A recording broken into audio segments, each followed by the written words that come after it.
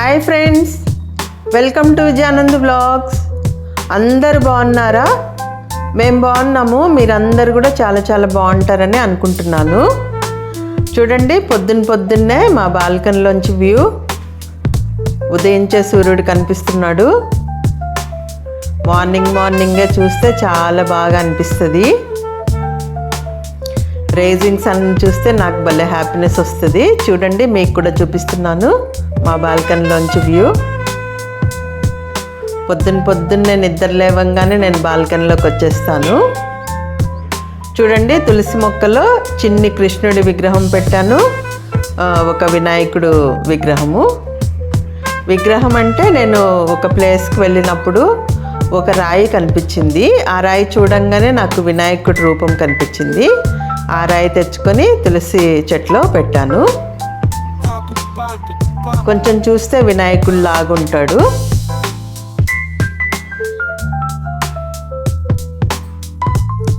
ఇంకా చూడండి, ఈరోజు నేను మార్నింగ్ టిఫిన్ చేస్తున్నాను, దోశ చేస్తున్నాను. దోశలోకి పల్లీ చట్నీ చేస్తున్నాను. చూడండి, కడాయి పెట్టుకున్నాను.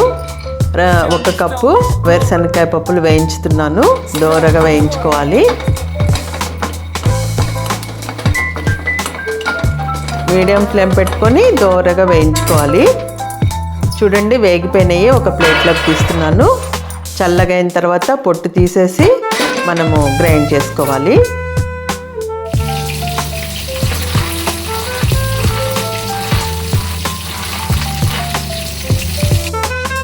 చూడండి, అదే కడాయి మళ్ళీ స్టవ్ మీద పెట్టాను. ఇప్పుడు పచ్చిమిరపకాయలు, ఉల్లిపాయలు వేయించుకోవాలి. ఒక 2 టీ స్పూన్లు ఆయిల్ వేసాను. ఇంకా పచ్చిమిరపకాయలు మనకి కారానికి తగినన్ని వేసుకోవాలి. నేను ఒక గుప్పెడు వేసాను. ఇంకా ఒక పెద్ద సైజు ఆనియన్ సన్నగా పొడవుగా కట్ చేసి వేస్తున్నాను. పచ్చిమిరపకాయలు మనకి ఎంత కారం కావాలో అన్ని చూసుకొని వేసుకోవాలి. మేము కొంచెం కారంగానే తింటాము, అంటే మీడియం కారంగా తింటాము. అందుకనే ఇన్ని పచ్చిమిరపకాయలు వేసాను. ఎక్కువ కారం తినేవాళ్ళు ఇంకా కొన్ని ఎక్కువ వేసుకోవచ్చు. తక్కువ కారం తినేవాళ్ళు కొంచెం తగ్గించుకొని వేసుకోవచ్చు. ఇవి ఎక్కువ కారం ఉంటాయని తీసుకొచ్చారు, కానీ పచ్చిమిరపకాయలు అంత కారం ఏం లేవు. చాలా డార్క్ గ్రీన్ ఉన్నాయి కదా, ఎక్కువ కారం ఉంటాయేమని తెచ్చుకున్నాము. అంత కారం ఏం లేవు, అందుకే ఒక గుప్పెడు వేసాను. చూడండి, పొట్టు తీసేసాను వేరుశనగకాయ పప్పులకి. ఇప్పుడు మిక్సీ గిన్నెలో వేస్తున్నాను. ఫస్ట్ వేరుశనగకాయ పప్పులు గ్రైండ్ చేసుకోవాలి. చూడండి, గ్రైండ్ అయింది. ఇప్పుడు మనం పచ్చిమిరపకాయలు, ఉల్లిపాయలు వేయించి పెట్టుకున్నాం కదా, అవి కూడా వేసుకొని సాల్ట్ వేసుకొని వాటర్ వేసి మనం గ్రైండ్ చేసుకోవాలి చట్నీకి. ఇంకా చింతపండు వేయను నేను. కావలసిన వాళ్ళు కొంచెము చింతపండు కూడా వేసుకోవచ్చు, నచ్చిన వాళ్ళు. మా ఇంట్లో పులుపు ఇష్టపడరు, అందుకని చింతపండు వేయట్లేదు. అప్పుడు నేను చిన్నప్పుడు మా అమ్మ వేసేది చింతపండు కూడా. 2 టమాటాలు కూడా మగ్గిచ్చి వేసేది, అది కూడా బాగుంటుంది. కానీ మా ఇంట్లో పులుపు ఇష్టపడరు కాబట్టి అవి వేయట్లేదు. చూడండి, పచ్చిమిరపకాయలు, ఉల్లిపాయలు వేయించి పెట్టుకున్న అవి వేసాను. సాల్ట్ తగినంత వేసాను, 1 టీ స్పూను. ఇంకా వాటర్ పోసాను 1 గ్లాసుడు. ఇప్పుడు మళ్ళీ గ్రైండ్ చేసుకోవాలి. మనకి ఏ కన్సిస్టెన్సీ కావాలో అంత వాటర్ పోసుకొని గ్రైండ్ చేసుకోవాలి. చూడండి, మేము ఈ కన్సిస్టెన్సీ పెట్టుకుంటాము చట్నీ. ఎక్కువ నీళ్ళుగా చేసుకోము, ఎక్కువ గట్టిగా కూడా చేసుకోము, మీడియంగా చేసుకుంటాము. ఇంకా చట్నీ రెడీ అయిపోయింది. ఇప్పుడు కారం రెడీ చేస్తున్నాను. 2 ఉల్లిపాయలు కట్ చేసి వేసాను, సాల్ట్ వేసాను, కారం పొడి వేసాను. ఇది దోశలోకి కారం చట్నీ అంటారు కదా, అది చేస్తున్నాను. ఉట్టి ఉల్లిపాయలు, ఉప్పు, కారం పొడి అంతే. గ్రైండ్ చేసి పెట్టుకున్నాను. ఇప్పుడు దోశ చేసుకోవడానికి పెన్నం స్టవ్ మీద పెట్టాను. 2-3 డ్రాప్లు ఆయిల్ వేసి ఇట్లా ఉల్లిపాయతో మనం బాగా రుద్దుకోవాలి. దోశ బాగా వస్తుంది. ఉల్లిపాయ కొంచెం కట్ చేసి దాంతో రుద్దుకోవాలి పెన్నము. 2-3 డ్రాప్లు ఆయిల్ వేసాను. ఇంకా పెన్నం బాగా వేడెక్కిన తర్వాత మనం దోశ వేసుకోవాలి. చూడండి, పిండి గ్రైండ్ చేసి పెట్టాను, దోశ పిండి రాత్రే గ్రైండ్ చేశాను, పొద్దునకి బాగా పులిసింది. చూడండి దోశ వేస్తున్నది. ఇది పెద్ద గరిట, ఒక గరిటెడు పిండి వేస్తే పెద్ద దోశ వచ్చేస్తుంది. ఇంకా చిన్న గరిట అయితే మీరు చూసుకొని వేసుకోవాలి. ఇది చాలా పెద్ద గరిట అన్నమాట, పెద్ద దోశ వస్తుంది. పెన్నం బాగా కాలిన తర్వాత ఇట్లా ఒక గరిటెడు పిండి వేసుకొని బాగా స్ప్రెడ్ చేసుకుంటే పెద్ద దోశ అవుతుంది. ఇంకా పైన స్పూన్తో తగినంత ఆయిల్ వేసుకోవాలి. నేను కొంచెం ఆయిల్ వేస్తాను, నచ్చిన వాళ్ళు నెయ్యితో కూడా చేసుకోవచ్చు. ఇంకా ఒక పక్క కాలింది, రెండో పక్కకి తిప్పుకొని టర్న్ చేసుకొని రెండో వైపు కూడా బాగా కాల్చుకోవాలి. చూడండి రెండో పక్క కూడా కాలింది. నేను కారం దోశలు చేస్తున్నాను. ఇందాక కారం చేసుకున్నాం కదా, ఉల్లిపాయలు గ్రైండ్ చేసి ఆ కారము 1 టీ స్పూన్ వేసి దోశకంతా స్ప్రెడ్ చేసుకోవాలి. ఆ కారం మీద కొంచెం ఆయిల్ కూడా వేసాను. మనం నెయ్యితో చేసుకుంటే నెయ్యి వేసుకోవాలి. ఇప్పుడు నూనెతో చేస్తున్నాను కాబట్టి నూనె వేసాను. ఇంకా దోశకంతా స్ప్రెడ్ చేసుకోవాలి. చాలా బాగుంటాయి ఇవి. కడప కారం దోశలు అంటారు. కడపలో మీకు ఎక్కడ చూసినా ఈ కారం దోశలు దొరుకుతాయి. అందరూ చాలా ఇష్టంగా తింటుంటారు. హోటల్స్లో కూడా దొరుకుతాయి. రోడ్డు పక్కన కొందరు లేడీస్ పెట్టుకొని దోశలు పోసి అమ్ముతూ ఉంటారు. రోడ్ల పక్కన కూడా, రోడ్డు సైడ్న అక్కడ కూడా కారం దోశలు చేసి అమ్ముతూ ఉంటారు. చాలా బాగుంటాయి. ఎక్కడ తిన్నా కానీ సూపర్ టేస్ట్ ఉంటుంది. ఇంకా పైన పప్పుల పొడి చల్లుతున్నాను. పుట్నాల పప్పులు ఉంటాయి కదా, అది గ్రైండ్ చేసి పెట్టుకున్నాను. ఇంకా అందులో ఏమేయలేదు, సాల్ట్ ఏమేయలేదు, ఉట్టి పుట్నాల పప్పుల పొడే. అది పైన ఇట్లా వేస్తున్నాను దోశ మీద. మా వారికి ఇష్టము, అందుకనే ఇది పప్పుల పొడి కూడా వేసి చేస్తున్నాను. అక్కడ కడపలో కూడా ఇట్లా పప్పుల పొడి వేస్తారు కారం దోశల మీద. ఉట్టి కారంతో అయినా తినొచ్చు, ఇట్లా పప్పుల పొడి చల్లుకొని అయినా తినొచ్చు. మా వారికి ఇష్టము, అందుకనే చల్లుతున్నాను. నాకైతే అంత ఇష్టం ఉండదు పప్పుల పొడి చల్లుకునేది. ఇంకా మా వారికి చేస్తున్నాను దోశ.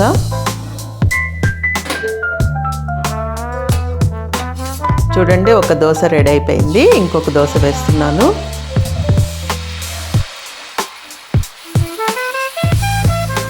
చిన్న గరిట అయితే 2 గరిటెలు వేసుకోవాలి. ఇది పెద్ద గరిట అనమాట. ఒక్క గరిట పిండి వేయగానే పెద్ద దోశ వస్తుంది.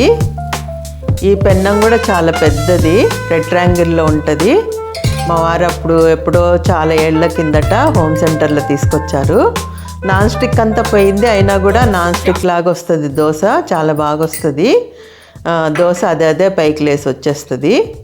అందుకనే నేను ఇంకా ఇదే వాడుతున్నాను, కొత్త పెన్నం కొనుక్కోకుండా. చూడండి పల్లి చట్నీ దోశ రెడీ. మా వారికి ఇస్తున్నాను. ఇంకొక దోశ కూడా రెడీ అయిపోతుంది. ఒక పక్క కాలింది, రెండో పక్కకి తిప్పుతున్నాను. చూడండి మా వారు తిని చూసి చెప్తారు. దోశ తిని చూసి చెప్పు బావ. కారం దోశ, కడప కారం దోశ.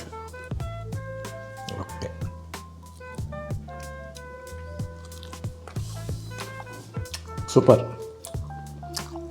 Very nice. క్రంచీగా ఉంది దోశ, చట్నీ టేస్టీగా ఉంది. ఈ పప్పుల పొడి కారం పొడి కాంబినేషన్ చాలా బాగుంది. Thank you very much. సరే ఇంకొక దోశ వేసుకొని వస్తా. Okay, very good. సరేనా? Thank you very much. Enjoy. Nice dosa. ఇంకొక దోశ తీసుకొస్తా. Okay, fine.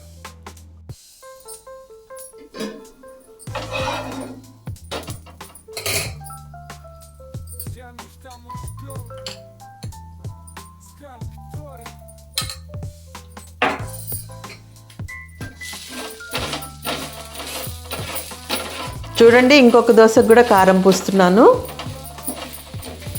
ఇంకా పైనుంచి కొంచెం ఆయిల్ చల్లుకోవాలి. నెయ్యితో చేసుకున్నా కూడా చాలా బాగుంటాయి. ఇష్టమైన వాళ్ళు నెయ్యితో చేసుకోండి, చాలా బాగుంటాయి, సూపర్ టేస్ట్ ఉంటాయి. మా వారికేమో నెయ్యి అంత ఇష్టం ఉండదు, అందుకనే నూనెతో చేస్తున్నాను. మా బాబుకి నాకైతే నెయ్యితో చేసుకుంటాం మేము.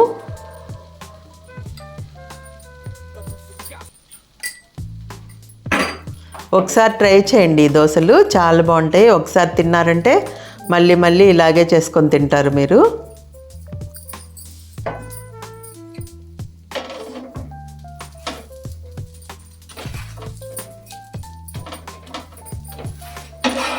మా పెన్నం ఇది పెద్దది, పెద్ద పెద్ద దోశలు వస్తాయి. ఒక్క దోశ తినంగానే కడుపు నిండిపోతుంది. ఇంకో రెండో దోశ అయితే ఇంకా ఫుల్ అయిపోతుంది. రెండో దోశ తింటే ఇంకా సగం తినేసరికి ఇంకా ఎక్కువ అయిపోతుంది.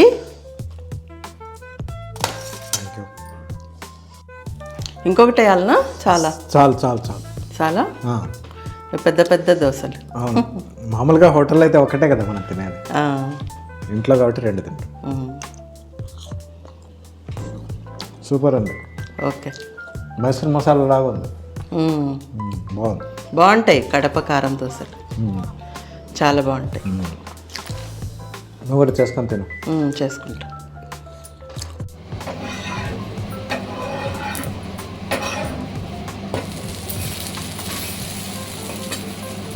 ఇంకా చూడండి, మా వారికి 2 దోశలు చాలంట. ఇంకా నేను వేసుకుంటున్నాను. నేనేమో ప్లెయిన్ దోశలు వేసుకుంటున్నాను. ఈరోజు ప్లెయిన్ దోశలు తినాలనిపించింది. ఒక్కొక్కసారి కారం దోశలు వేసుకుంటాను, ఒక్కొక్కసారి ప్లెయిన్ దోశలు కూడా చాలా బాగుంటాయి. ఈరోజు ప్లెయిన్ దోశ తిందాంలేని ప్లెయిన్ దోశ చేసుకుంటున్నాను.